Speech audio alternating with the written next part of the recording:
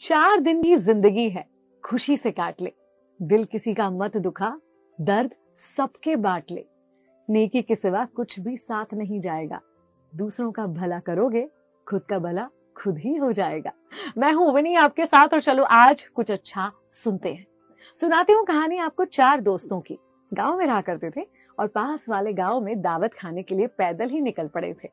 शाम से चारों दोस्त हंसी ठिठोली करते, हंसी मजाक करते चले जा रहे थे। अचानक से मौसम बिगड़ गया। तेज आंधी, तूफान, बारिश और बिजली भी चमकने लग गई। बिजली इतनी जोर से कड़क रही थी कि डर लग रहा था कि मानो कभी भी बिजली गिर जाएगी। इन्हें पास ही एक झोपड़ी दिखती है। झोपड़ी में शरण लेने के लिए चारों दोस्त झोपड़ी के अंदर घुस तो जाते हैं, लेकिन उसके बाद भी बिजली कड़कने की आवाजें इतनी तेज आ रही थी कि इन्हें लग रहा था कि जरूर झोपड़ी पर ही बिजली आकर गिर जाएगी। ऐसे में चारों ने आत्मचिंतन करते हुए, आपस में बात करते हुए कहा कि देखो, हम चारों में से कोई एक ना एक जरूर है जो पापी है, और उसकी वजह से आज चारों मारे जाएंगे, क्योंकि उस पापी पर आज बिजली गिरनी है और आज उसका अंत होना है। तो क्यों नहीं हम चारों एक एक करके इस झोपड़ी से बाहर निकलते, जिससे कम से कम बाकी 3 लोगों की जान बच सके। ऐसा तय करना कठिन था, लेकिन फिर भी चारों दोस्तों ने मिलकर इस बात को तय कर लिया। एक एक करके सारे दोस्त बाहर निकल रहे थे। पहला दोस्त बाहर गया। तीनों दोस्त अंदर प्रार्थना भी कर रहे थे, उनके दोस्त के लिए भी और खुद के लिए भी।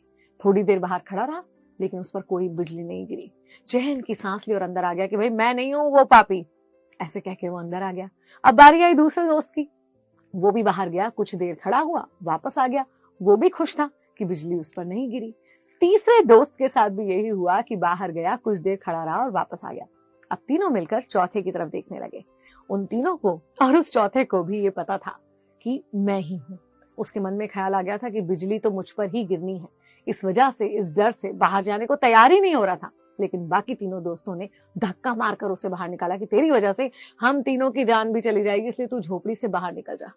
बाहर निकलते हुए, ईश्वर का नाम लेते हुए, प्रार्थना करते हुए, अपने गलत कामों के लिए माफी मांगते हुए, अपने परिवारजनों की कुशलता मांगते हुए, ये सारे ख्याल जब उसके दिमाग में चल रहे थे, ऐसे करके वो बाहर खड़ा हुआ था। मन में खुद ही इंतजार कर रहा था कि आकर बिजली उस पर गिर जाएगी। इतने पता है क्या हुआ?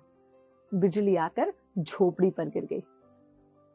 असल बात तो यह है कि इस एक व्यक्ति के सत्कर्मों की वजह से, इसके पुण्य की वजह से चारों के 4 बचे हुए थे।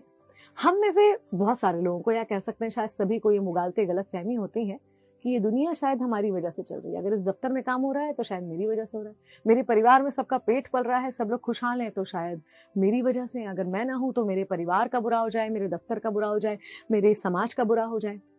लेकिन हमें पता नहीं होता कि असल में किसके पुण्यों की वजह से हम सब कुशल मंगल हैं। जैसे कि एक फैक्ट्री में अगर कुछ मजदूर काम करते हैं, तो फैक्ट्री मालिक को लगता है कि वो मजदूर जो हैं, उनका जीवन फैक्ट्री मालिक की वजह से चल रहा है। लेकिन ये भी तो हो सकता है ना कि उन मजदूरों के भाग्य से उस फैक्ट्री का कामकाज, व्यापार अच्छा चल रहा है। आपके घर में जो लोग काम करते हैं, हो सकता है उनके निमित्त से आप अच्छा कमा रहे हैं और उन्हें भी कुछ दे पा रहे हैं। हमें नहीं पता कि हम सब लोग जो आपस में जुड़े हैं, कौन किसके भाग्य की वजह से सुख पा रहा है। इसलिए हर किसी का सम्मान बहुत जरूरी है और हर किसी का ऋणी अपने आप को महसूस करना बहुत जरूरी है।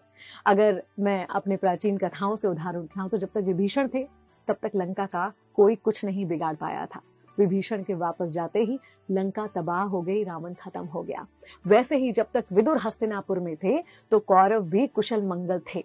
जब कौरवों ने उनका अपमान करके उन्हें बाहर निकाल दिया और कृष्ण जी ने उनसे कहा कि आप तीर्थ कराइए, भगवान के दर्शन कराइए, और वो हस्तिनापुर छोड़कर निकले, उसके बाद कौरवों के साथ क्या हुआ ये हम सब जानते हैं। तो खुद पुण्य कर्म कीजिए और हर उस व्यक्ति का सम्मान कीजिए जो पुण्य कर्म करता है, क्योंकि हो सकता है कि उसके भाग्य का फायदा आपको भी मिल रहा हो। मैं हूं विनी, चलो आज कुछ अच्छा सुनते हैं।